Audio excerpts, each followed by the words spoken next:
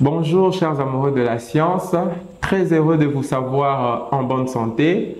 Nous l'espérons bien sûr grâce à Dieu nous vous disons merci de toujours faire confiance à votre chaîne qui est Vaza Vazorum, une chaîne qui regroupe tous les amoureux de la science de la République démocratique du Congo principalement et du monde entier en général. Aujourd'hui nous allons aborder un thème qui est tellement capital et crucial à cause déjà de sa morbimortalité au travers le monde. Nous nous sommes dit, pourquoi pas ne pas aborder ces thèmes pour permettre à ce que nous ayons des petites connaissances basiques concernant ces thèmes qui n'est rien d'autre que ce que tu dois connaître sur les AVC. C'est ça la thématique que nous allons aborder et j'espère que vous ne serez vraiment pas déçus. Et comme nous avons abordé une nouvelle méthodologie de faire les choses, nous serons bilingues, ça veut dire Narolobape Mwanda Mbuna Lingala, pour permettre à maman ou azana bagata, azana lisala, et permettre à papa ou azana kalamu na kingabwa à comprendre nini esengeli akanga na o etali ba AVC topé na lopoto ba lobi accident vasculaire cérébral. C'est un déficit neurologique focal d'origine vasculaire qui est d'installation brutale ou progressive bien entendu.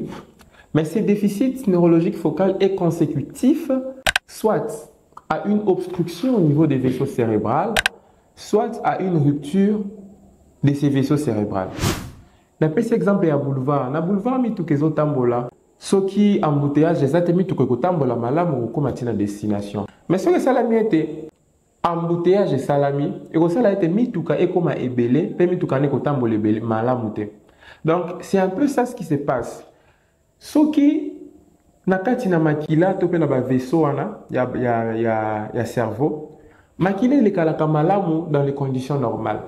Mais na ba conditions pathologiques okomona ete libanga moko to pe thrombus ekoya ko boucher libanga ya makila na e boucher lumière ya ba vaisseau cérébral wana. Tant e boucher makila moyen elekana lisusu nakati na ba vaisseau wana malamu ezalite. Et que ça a été place topé territoire oyo makila on a fallu kende pour ekende ko nourrir pour ekende ko perfuser territoire ya cerveau makila wana ekokoma susu malamu te pe soki makila komi malamu te place wana oyo bana ekozela makila zu makila te ekokota na souffrance te ko bana ko souffrir pe soki continue na souffrance et souffrir ekokoka souffrance wana te ekobanda ko kufa. Et yango ne ko se traduire par ba signe clinique automonaka soki mutu asali AVC. Topé soki eza place wana eza bouché te vaisseau que yipe ko katana. Par exemple na baka ya ba hypertension, makila zo yana pression makasi, pe vaisseau ekoki ko supporter pression ya makila wana te, pe vaisseau et s'éclater et panzani, makila wana ezo sopana wana ekosala ete makila mususu pe ekoma bisika o esengela ke koma te pe et si quand on a pu souffrir. Donc voilà un peu en des termes simples pour expliquer définition à AVC. Mais maintenant, quels sont en fait les facteurs de risque des AVC? C'est très important de les savoir parce que c'est même ça l'objectif de ce que tu dois savoir en ce qui concerne les AVC. Nous avons des facteurs de risque modifiables et des facteurs de risque non modifiables. Pour dire, facteur modifiable, ça veut dire on peut agir sur ces facteurs pour prévenir la survenue des AVC. Mais les facteurs de risque non modifiables, les facteurs de risque tu peux changer en côté. Yango déjà et salema bongo, mutu akoyi ko bongo la yangote. Commençons par les facteurs de risque non modifiables, bien sûr. Parmi ces facteurs, nous avons l'âge. Vous allez remarquer avec moi que les personnes qui ont un âge supérieur à 40 ans sont plus prédisposées à faire des AVC que les personnes qui ont un âge inférieur à 40 ans. Pourquoi? Parce que, bien entendu, après 40 ans, nous assistons déjà à des phénomènes de remodélage au niveau vasculaire. Avec le vieillissement, la sénescence, il y a l'accumulation de plaques d'athérome au niveau de parois vasculaires. C'est ce qui fait que les personnes âgées sont aussi prédisposées à faire des AVC. Mais aussi, on peut aussi la voir chez les personnes qui ont un âge inférieur à 40 ans. Par exemple, pour des personnes peut-être qui ont peut-être la maladie de maladie SS ou la drépanocytose, ça la crise de crise vaso-occlusive. Et la crise vaso-occlusive, voilà, et que ça a été à ça la AVC. Là, c'est vraiment des cas particuliers. Na bato babota makana ba malformation, to comme on a ba étiologie, il y a mis ça. A que ça la un AVC avant 40 ans. Mais c'est vraiment des cas très particuliers. À part âge, tout ça peine à sexe masculin est plus prédisposé à faire des AVC. Et des études montrent que Miba est plus prédisposé à ça la AVC. Pourquoi? Parce que les hommes ont une certaine rigidité au niveau de leur vaisseau. Et ce sont des études qui montrent que Miba et vaisseau est un peu rigide par rapport à Bandekobasi, ce qui fait en sorte que ça nous prédispose à faire plus des AVC par rapport aux dames. Et il y a aussi d'autres facteurs modifiables tels que la race. La race noire aussi est très prédisposée à faire des AVC.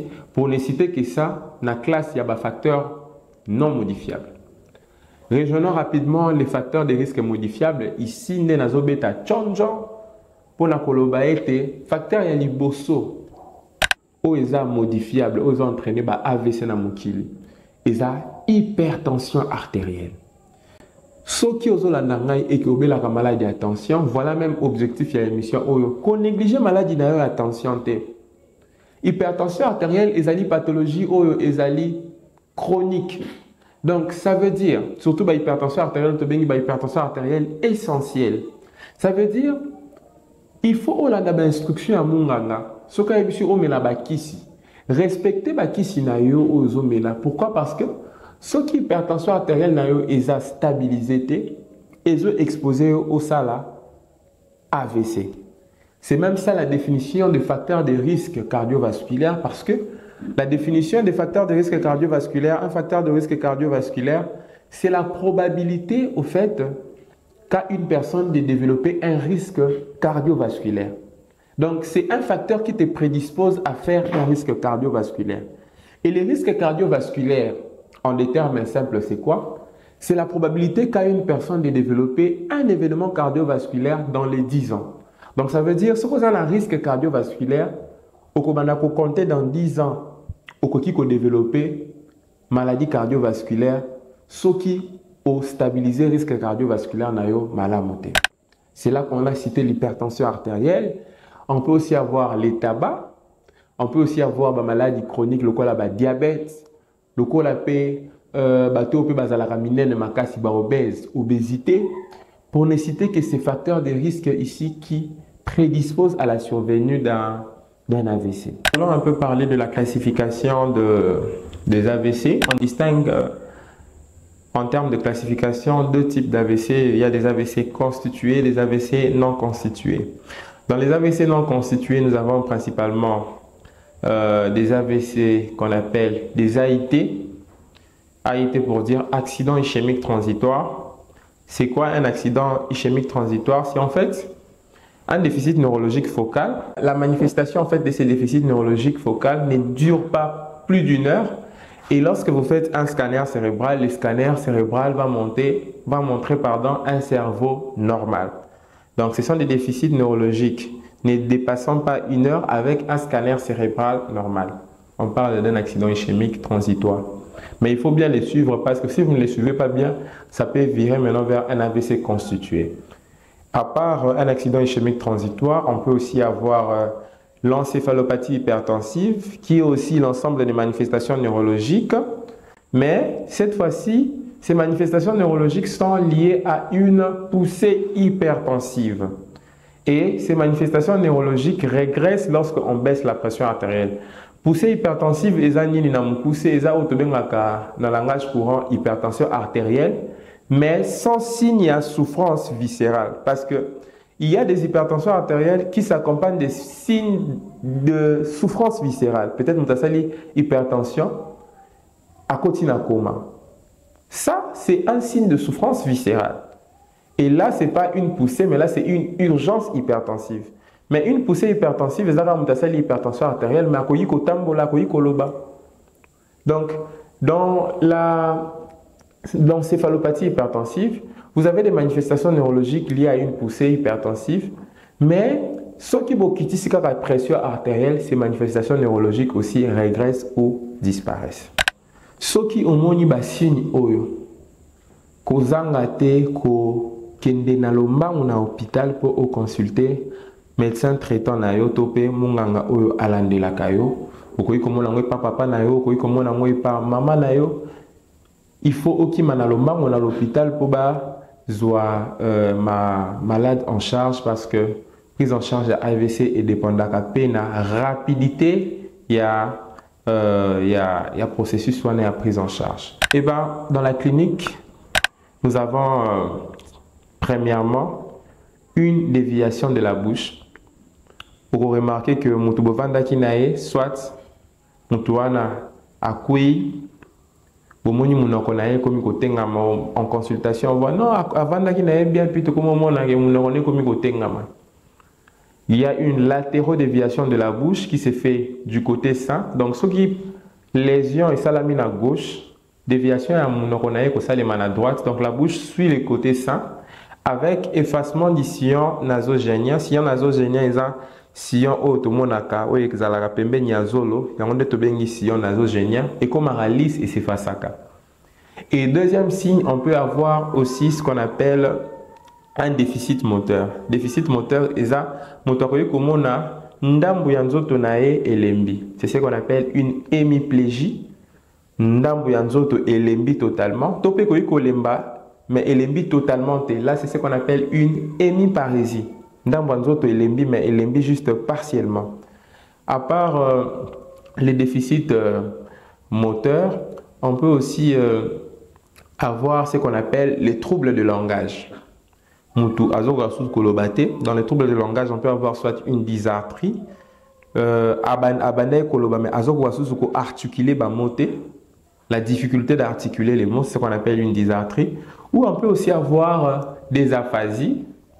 On peut avoir une aphasie de Broca ou une aphasie de Wernicke, ce n'est pas vraiment le sujet du jour, mais retenez que nous avons des difficultés à Koloba. Donc, j'ai parlé de 3 principaux signaux que nous avons consulter pour nous bandela. Nous avons trouble de langage, latérodéviation de la bouche du côté sain, et on peut aussi avoir ce qu'on appelle une hémiplégie topé ndambu yanzoto ezokasusuko salamala mute topé elembi. Lorsque le patient arrive avec tous ces signes, bien sûr, on peut soit poser le diagnostic d'un AVC ischémique, soit d'un AVC hémorragique. Mais la paraclinique, le bilan autosalaka, est orienté vraiment si on est face à un AVC ischémique ou un AVC hémorragique. Bascore ezali ou orienté, sur peut-être un bagata ou zana moyen pour ça l'examen paraclinique on a relobelaté. Tout ça la score peut-être score de cirirage, score de ABCD2, mais là n'est pas aussi le sujet du jour. Mais retenez que ce qui nous a commis là signe voilà d'urgence c'est un scanner cérébral. Scanner n'est que AVC soit ischémique, soit c'est un AVC hémorragique, et c'est ce qui va permettre au fait au médecin traitant de pouvoir orienter sa prise en charge. Et dans la prise en charge, ce qui malade a commis dans les 4h30, déjà ça s'est fait dans une unité qu'on appelle l'unité neurovasculaire. C'est là qu'on suit les patients qui ont présenté des AVC. On peut faire soit une thrombolyse si les patients arrivent dans les 4 heures qui suivent l'installation de l'accident. Mais s'il arrive dans les 6 heures, on peut aussi faire une thrombectomie dans des pays assez développés. Mais chez nous, ici en RDC, on peut aussi le faire aux cliniques universitaires. Bien sûr, il y a une unité neurovasculaire, si je ne me trompe pas. Mais si le patient n'arrive pas dans l'intervalle à l'heure où on attend, le principe de prise en charge est connu. On maintient la pression artérielle moyenne dans les limites de l'autorégulation cérébrale. Donc là, c'est un peu trop technique. Je ne vais pas vraiment entrer là-dessus. Et deuxièmement, on lutte contre ce qu'on appelle les agressions cérébrales secondaires d'origine systémique, ou en abréviation, on appelle ça les axos. On lutte contre les axos. Axos, c'est un élément que ça a été aggravation des lésions et salement. Parce que je ne l'avais pas dit, En cas d'AVC, on a 3 zones qui se forment au niveau du cerveau. Il y a ce qu'on appelle la zone d'ischémie, qui est une zone vraiment centrale. Cette zone-là, elle est irréversible.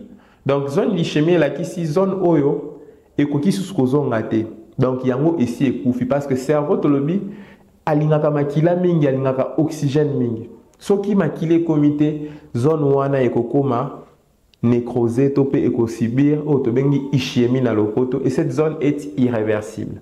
Mais maintenant, la prise en charge se base sur la deuxième zone, qui est la zone intermédiaire ou la zone de pénombre. Zone de pénombre, c'est une zone intermédiaire entre zone saine, troisième zone d'ailleurs, la zone d'ischémie. Zone de pénombre, c'est là en fait qu'on se bat pour préserver cette zone pour que les lésions ne puissent pas s'étendre. C'est pourquoi on lutte contre les axos ou bien les agressions cérébrales secondaires d'origine systémique. Axos est le là et le cause pour aggraver les sous-lésions. Par exemple, fièvre. Moutoua sali AVC, biso to lutter contre fièvre. Fièvre et à fièvre et comatise métabolisme de base et cerveau. Et que ça là est zone de pénombre wana et viré na première zone d'ischémie.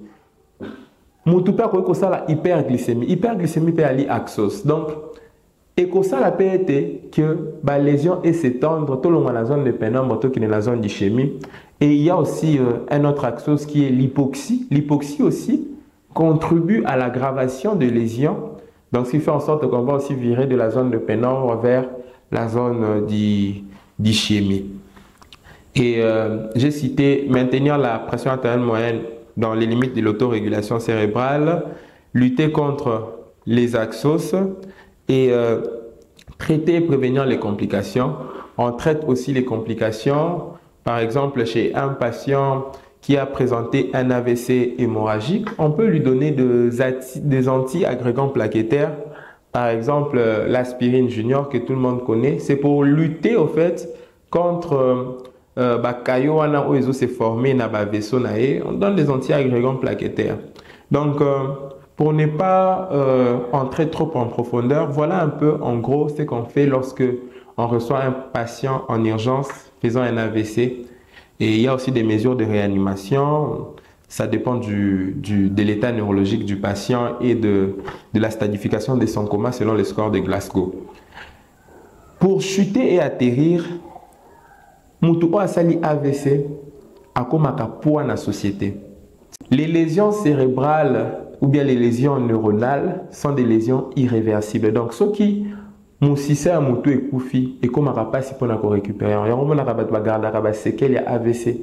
Sur 10 millions de personnes qui font des AVC, 5 millions peuvent en mourir et 5 millions gardent des séquelles. Et vous allez bien peut-être mon papa n'a pas commis le il faut bon me pour que se soulager. A commis en fait charge la société. C'est pourquoi Vazabazorum et ça sensibiliser la population à RDC. Landela malamu, soko bela attention. Mieux vaut landela qui on a eu malamu pour que au tombete na AVC. Pour ceux qui landeli qui on a eu malamu, te ko sala ete mon kolomoko tension matio qui non a descend. Au sali AVC hémorragique. P osana moins de chances ya kobima indemne sans séquelles. Mais majorité des chances ya ete obima na ba séquelles donc ndambo ya nzoto ezosala te okomi charge pour la société musala kokende sous malamu te o garder paralysie et wana ekosala ete okoma charge pour la société. Alors nous sensibilisons la population aux diabétiques landela traitement na malamu, aux hypertendus landela traitement munganga pesio malamu pour que okoma te na stade oyo to kasus ko récupérer te wana komi kaka kiné komeka kozongisa partout ezosala te mais moins de chances pézali qu'on récupérer ceux qui n'est bandi vraiment à temps. Ceux qui n'est bandi dans mon retard et comme il placebo ou qu'on récupérer. Donc nous comptons sur vous pour être des propagateurs de ces messages en ce qui concerne les facteurs de risque, l'hypertension, le diabète, la traitement na malamu pour que tout comme un stade où tout qu'on récupérer nous autres. Et je ne l'ai pas dit, il y a aussi des gens qui en meurent. 5 millions de personnes vont mourir de cette pathologie qui est l'AVC. J'ai dit et je vous remercie. À nous revoir à une prochaine édition. Bye bye.